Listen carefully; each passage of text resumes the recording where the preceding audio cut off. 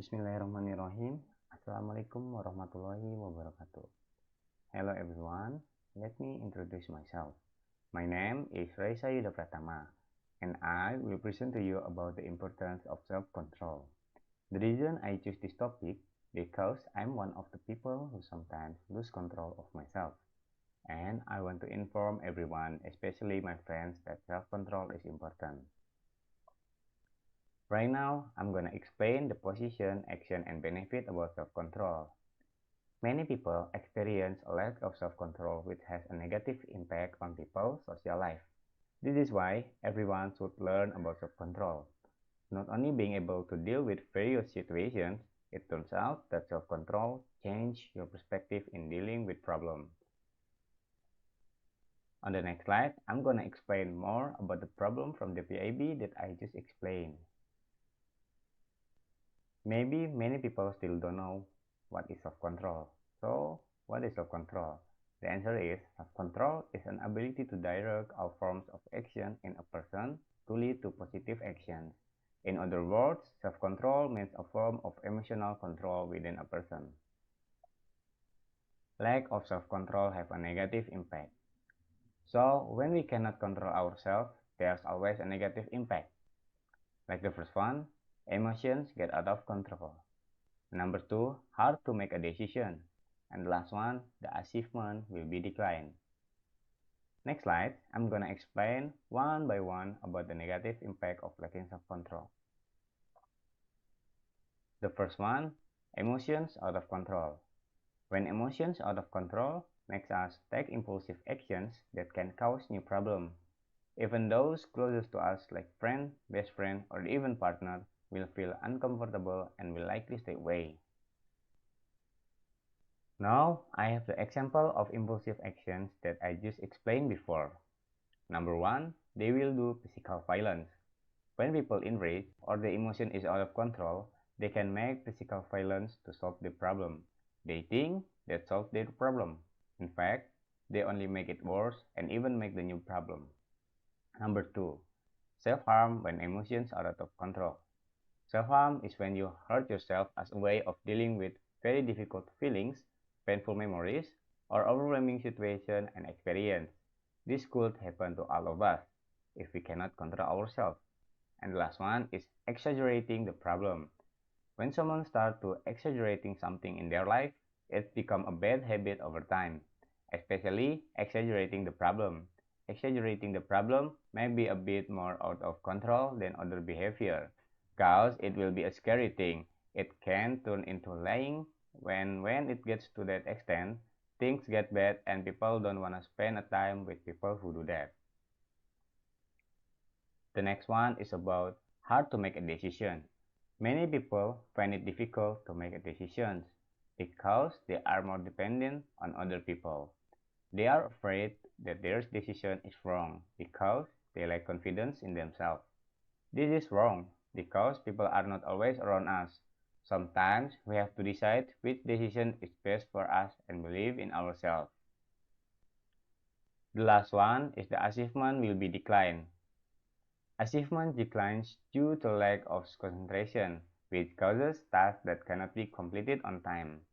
For example, like students or workers who cannot complete their assignments on time because they like to prioritize unimportant issues. Why do many people lack of self-control? The first reason can be melancholic personality type, because they tend to be restrained and cautious. Melancholy easily feel anxious. More than that, melancholy has its own impossible standard. It is also one of the causes of lack of self-control. The second one is mood disorder. Mood disorders such as unstable hormones that causes excessive happiness and excessive sadness in a short span of time. And next is mental disorders.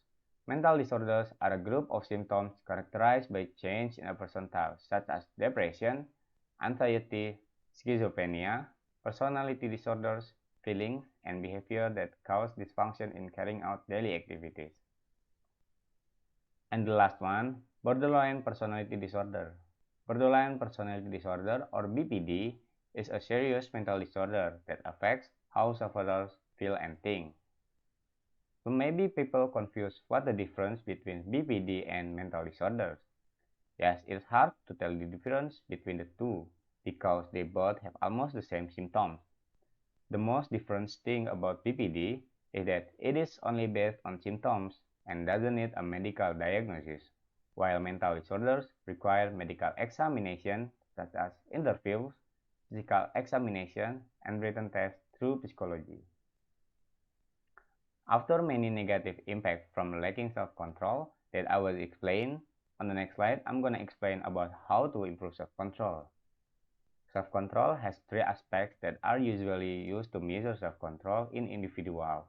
So they have the ability to control themselves well. Like the first one, behavioral control. Behavioral control is the ability of individuals to control themselves against any or all unpleasant events. Behavioral control is divided into two elements. First, the ability to regulate before behavior change. The ability to regulate behavior change is the ability to recognize the occurrence of unpleasant conditions and be able to respond to them properly. Number two, the ability to regulate practice or implementation. The ability to regulate practice or implementation can organize and decide who will control the conditions. Number two, cognitive control. Cognitive control is the ability of individuals to control themselves to process unexpected information by interpreting and giving values. Cognitive control is divided into two elements, getting data or information. The way it works are using information or data owned by individuals, so they can take into account unpleasant conditions, then respond with all considerations. Number two, evaluating or giving values.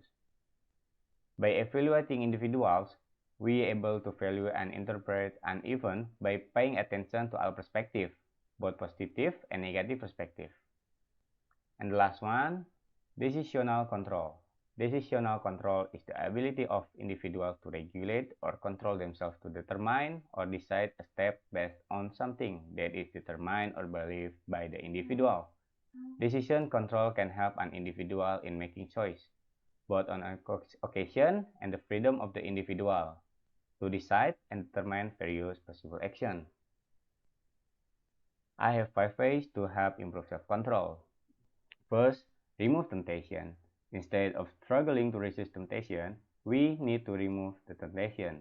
Set yourself up for success by managing yourself and your surroundings by removing temptations.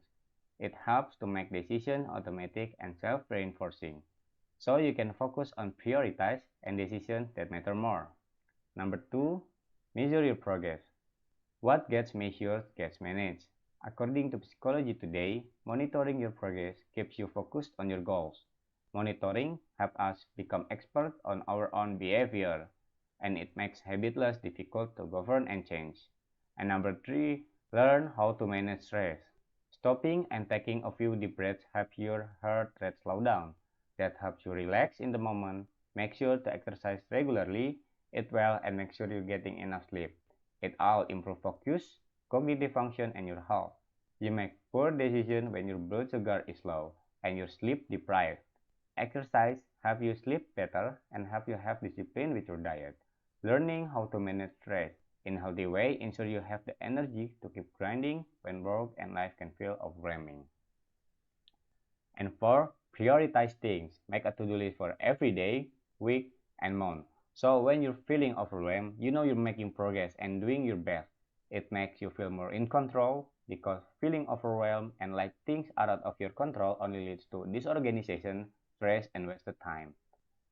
And the last one, forgive yourself. Maybe the hardest because sometimes we feel very disappointed in ourselves and feel unworthy to be forgiven. And it all happens because we always think our problems happen because of us. But in fact, you are going to fail. Failing is a part of life. Forgive yourself and move on. Beating yourself up and worrying as if nothing, it is waste energy. After I explain the problem and the solution, of course, there are benefits for improving self-control. On this slide is about the benefit of self-control. The individual is able to face all the circumstance experience. So that way, the individual is able to provide explanation regarding matters relating to condition or circumstance that can lead him to a safer and calmer condition. Number two, the individual can reach and control himself so that he is able to control his emotion and frustrations. In other words, the individual is good at exercising self-control. Number three, applying self-control in daily life will make the individual able to control various decisions, especially in our life. Number four, individuals who have good self-control are likely to have strong and good relationship, whether it's their relationship with family member, circle of friends, or even romance. And the last one, individuals who apply self-control on themselves will tend to fulfill common interests first rather than personal interests. So, the conclusion of the importance of self-control is self-control is essential for a life well lived. People who are successful at exercising self-control are happier, healthier, more successful, and have better relationships than people who are less successful at exercising self-control. Okay, that brings me to the end of my presentation that covers everything I wanted to say about the importance of self-control. I apologize if I make mistake when I broke my topic. I hope my presentation could be useful for all of us. Thank you for your attention. Assalamualaikum warahmatullahi wabarakatuh.